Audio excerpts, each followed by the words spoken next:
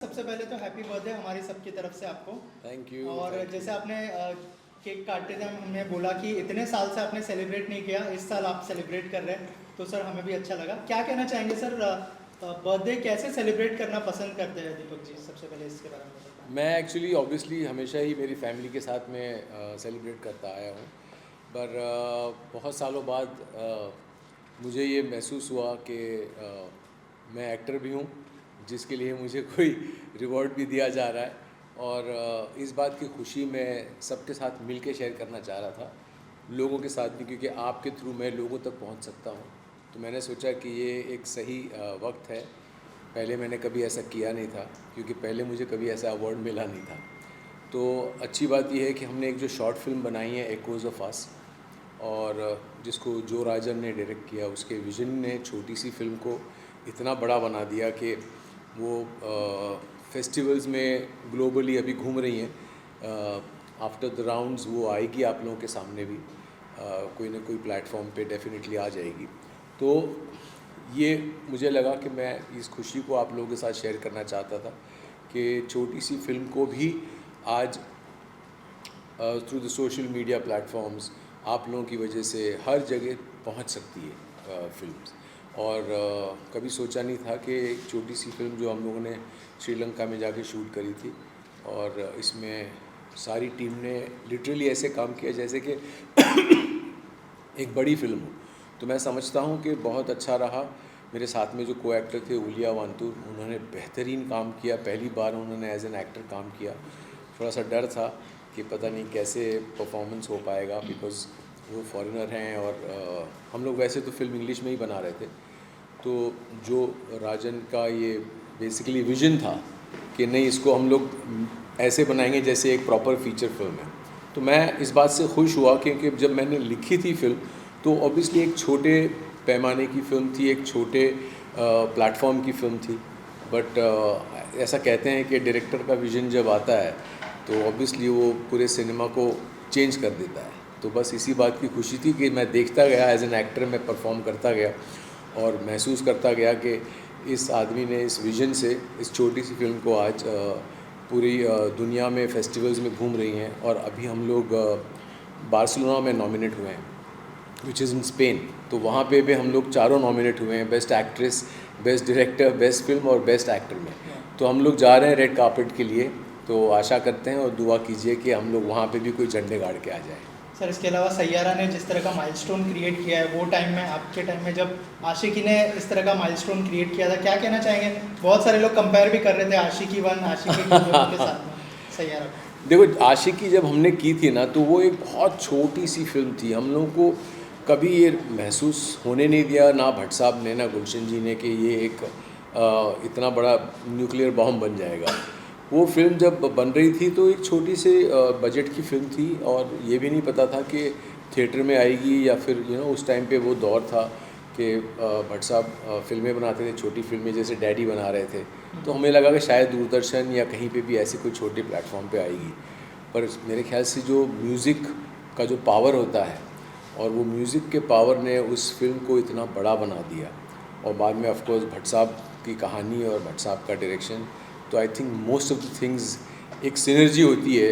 और हम लोग कहते हैं कि जैसे हर फिल्म का एक अपना डेस्टिनी होता है, और वैसे ही हमने जब आशिकी बनाने की सोची थी तो ऐसा रियलाइज़ नहीं हुआ था। मुझे लगता है कि सैयारा का भी जो है वो वैसे ही कुछ हो गया, एकदम से मैजिक। तो कहते हैं कि every film has a destiny, and I think I'm very happy to know that this kind of success it has achieved, because एक वो डर था लोगों के दिमाग में कि नए लोगों के साथ फिल्म बना के रिलीज़ करना, और इतना मुश्किल काम हो चुका है अभी इस टाइम पे।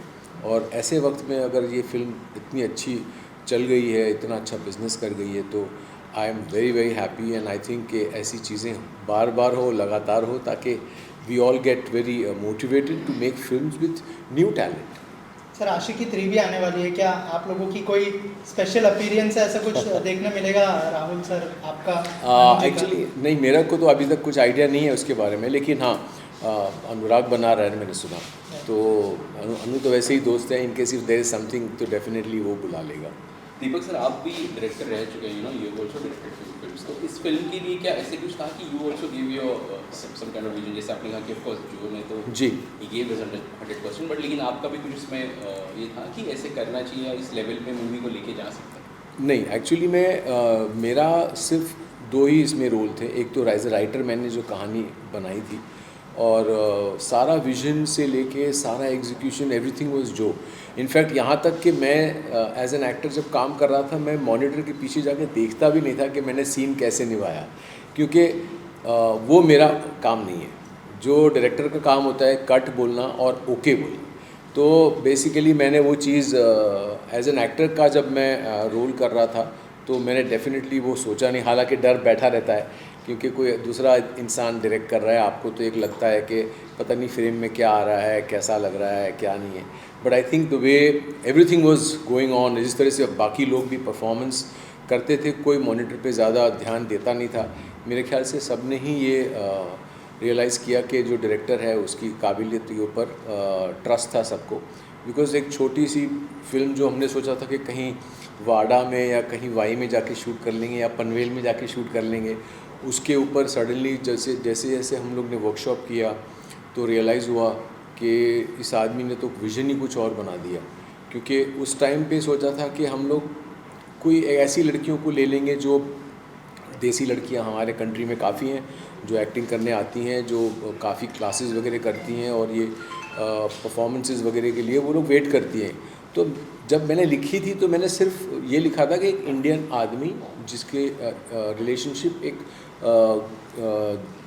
विदेशी लड़की के साथ में होता है, पर वो विदेशी लड़की का विजन क्या होना चाहिए, वो कौन होनी चाहिए, ये सारा कुछ जो है वो क्रेडिट जो को जाता है, जिसकी वजह से मुझे लगता है कि काफ़ी सारा मल्टीप्लिकेशन जहाँ से शुरू हो गया। जैसे उसने बोला कि मैं उलिया से ट्राई करूँगा पहले, तो मैं तो ऑब्वियसली बहुत खुश हुआ, पर थोड़ा सा डर था क्योंकि उसने कभी एज एन एक्टर काम नहीं किया था हमारे हिसाब से।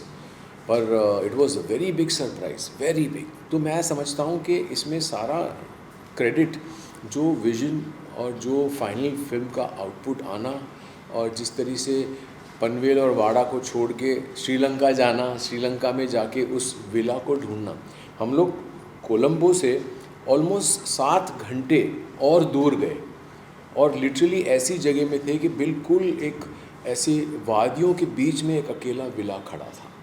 तो that is what was so beautiful about it कि जैसे हम लोग लोकेशन पे पहुँचे रियलाइज़ हुआ कि कितनी खूबसूरत जगह, कितना अच्छा माहौल। और अब जब फिल्म देखोगे तो रियलाइज़ करोगे कि ये फिल्म का एक किरदार भी है। एक जो इन्होंने विला सेलेक्ट किया वो लिटरली उस फिल्म का एक किरदार बन गया।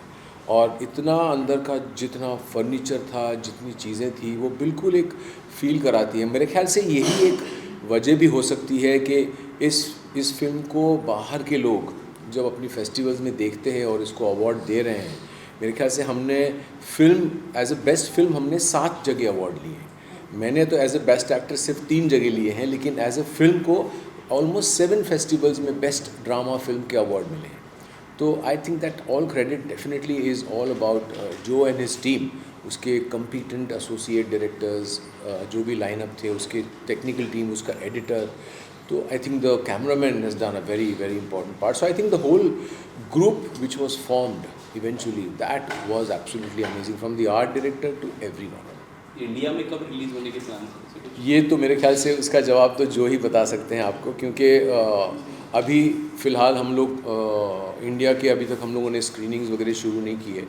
इनफैक्ट यहाँ की फेस्टिवल्स तो अब शुरू होंगी इंडिया की, तो यहाँ पे हम लोग डेफिनेटली इसको अप्लाई करेंगे इन फेस्टिवल्स में भी, क्योंकि ऑब्वियसली हमको भी चाहिए कि हमारे देश में भी हमको रिकग्निशन मिले।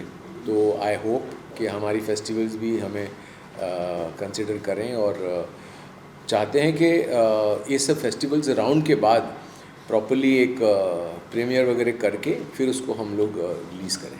अच्छा, एक आखिरी सवाल दीपक सर कि इतने साल हो गए इंडस्ट्री में, 30 years actually, 40 years maybe, 35 years almost, yes.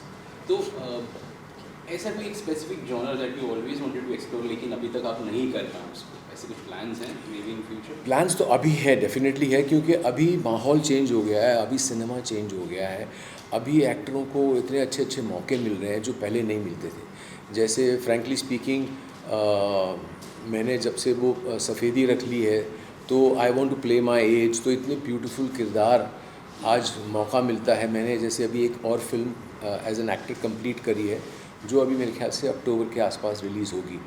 वो फिल्म का नाम है इत्तर, और वो मैंने कंप्लीट करी है। वीना बख्शी जो डायरेक्टर है, नेशनल अवार्ड विनर हैं, उनके साथ में ऋतुपर्णा सेन गुप्ता मेरे साथ में है। वो एक मैच्योर्ड कपल की कहानी है। तो इस तरीके के जो किरदार आज की तरह आज हम लोगों को जो ऑफ़र हो रहे हैं, क्योंकि वो सिनेमा ही चेंज हो गया, OTT, और इसकी वजह से हमें एक्सपोजर मिला दुनिया वर्ल्ड सिनेमा देखने का, और लोगों को भी एहसास हो गया कि content is the king eventually, most importantly of course entertainment तो होना ही चाहिए। जो बड़ी फिल्में बनती हैं हमारे यहाँ तो वो फिल्में थिएटर में देखने लायक होती हैं, उसका एक अलग मज़ा होता है। लेकिन कुछ फैमिली फिल्म्स हैं, कुछ फिल्में जो इरफान करते थे, वो जो सिनेमा करते थे, तो वो सिनेमा बिल्कुल गायब है आज की तारीख में। तो वो हम लोगों को वो सारे सिनेमा भी हम लोगों को करने चाहिए, और वैसी चीज़ें डेफिनेटली मैं चाहूँगा कि मैं इस एज में हूँ, मैं ऐसे किरदार करना चाहूँगा जो परफॉर्मेंस ओरिएंटेड हो और जिसमें एक मैच्योर्ड आदमी की कहानी हो। क्योंकि हम लोग कई बार वर्ल्ड सिनेमा देखते हैं तो हम लोग देखते हैं आज भी रॉबर्ट डिनेरो हैं, एल पचिनो हैं, ये लोग सारे लोग हैं जो अभी भी फिल्में करते हैं जिसमें एक मैच्योर्ड आदमी की कहानी होती है।